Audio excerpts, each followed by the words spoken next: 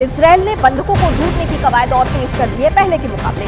इसके लिए इसराइल ने एक अलग ऑपरेशन भी चलाया है और गाजा में तेजी से उन बंधकों की तलाश भी शुरू हो चुकी है जिन्हें 7 अक्टूबर को इसराइल पर हमले के दौरान हमास के आतंकी पकड़कर अपने साथ लेकर गए थे। इसराइल की मीडिया का दावा तो ये है कि आईडीएफ तेजी से बंधकों को ढूंढने में जुटी हुई है और उसे जल्द सफलता भी हाथ लग सकती है।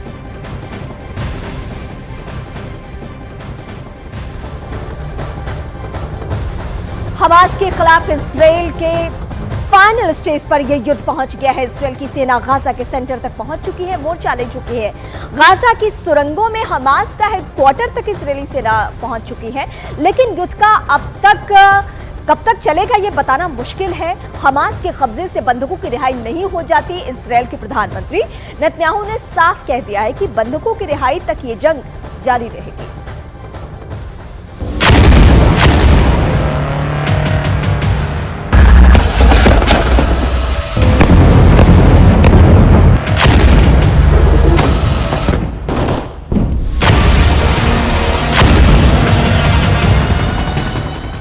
हमास के साथ जंग लड़ते लड़ते इजराइल को 1 महीना पूरा हो चुका है।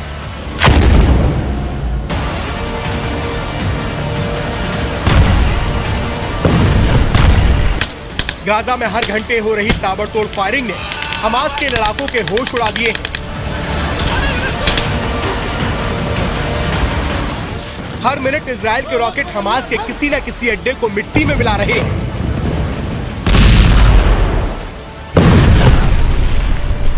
आग उगलती मिसाइलों के आगे हमास के लड़ाके टिक भी नहीं पा रहे।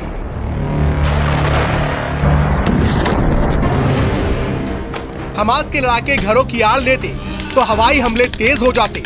जान बचाने के लिए सुरंग और बंकर में भागते तो इजरायली सेना के जवान वहां घुसकर उन्हें चुन चुन कर मारते। यानी हर छोर पर सिवाय मौत के कुछ भी हासिल नहीं है।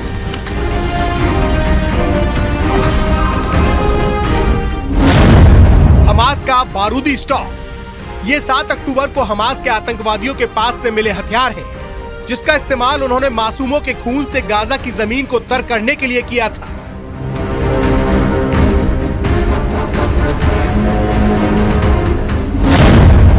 एक 1493 ग्रेनेड, 760 आरपीजी, 427 विस्फोटक जैकेट, 106 रॉकेट और 375 फायर आर्म्स समेत न जाने कितने हथियार हैं, जिनका इस्तेमाल बेकसूर नागरिकों के नरसंहार के लिए किया गया था।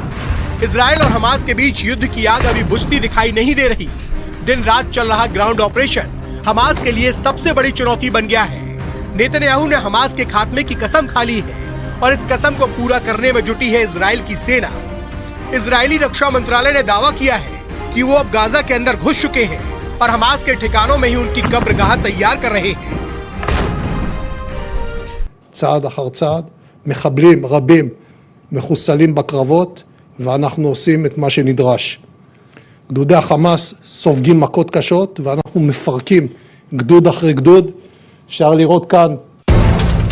हमास के अंत के आखिरी 24 घंटे इजराइल की सेना इस मंशा के साथ गाजा में घुसी है कि वे हमास के ठिकानों को तबाह कर ही वापस लौटेगी। यानी अगले कुछ घंटे हमास के लिए उसकी जिंदगी के आखिरी चंद मिनट बन सकते हैं।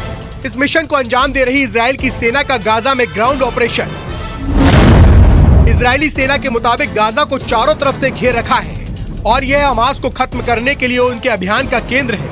पूरब, पश्चिम, उत्तर, दक्षिण हर तरफ से इजरायली फौज गाजा पर चढ़ाई कर रही है। जिस सुरंग को हमास के कमांडर अपने आतंक के लिए इस्तेमाल करते हैं, इजराइल का उस पर भी कब्जा है। इसका सबूत है इजरायली सेना की तरफ से जारी किया गया वीडियो। दावा है कि ऐसे ही सुरंग के रास्ते हमास के अड्डे तक जाते हैं, जहां से खाना, पानी और बारूद की सप्लाई की जाती है और इजराइल की सेना पर बमबारी के लिए उन्हें तैयार किया जाता है। इजराइल का दावा तो यहां तक है कि ऐसे ही किसी बंकर में हमास का नेता सिनवार छिपकर बैठा है। नेतन्याहू की आखिरी कसम। इजराइल के पीएम नेतन्याहू ने कह दिया है कि हम लड़ाई के चरम पर हैं, हमें लगातार कामयाबी मिल रही है। गाजा पर जीत के लिए इजरायली सेना चढ़ाई कर रही है। गाजा हमास के हजारों कमांडर की कब्रगाह बन चुका है और हजारों ठिकाने निस्तेनाबूद हो चुके हैं। אנחנו פועלים בתוכה, אנחנו מעמיקים את הלחץ על החמאס מדי שעה, מדי יום. עד כה חיסלנו אלפי מחבלים מעל הקרקע ומתחת לקרקע. हमास के कब्जे में 240 इजरायली नागरिक हैं। उन बंधकों को छुड़ाने की कोशिश की जा रही है। नेतन्याहू ने साफ कर दिया है कि जब तक बंधक रिहा नहीं होते तब तक युद्ध विराम नहीं होगा। एक एक बंधक की रिहाई उनकी जिम्मेदारी है। אם חיזבאללה יבחר להיכנס למלחמה, הוא יעשה את טעות חייו. 7 अक्टूबर से जारी नरसंहार का अंत दिखाई नहीं दे रहा। इजराइल को दुनिया के तमाम देशों का समर्थन मिल रहा है, तो हमास, हिजबुल्लाह और हुती जैसे संगठनों के साथ ईरान खड़ा है।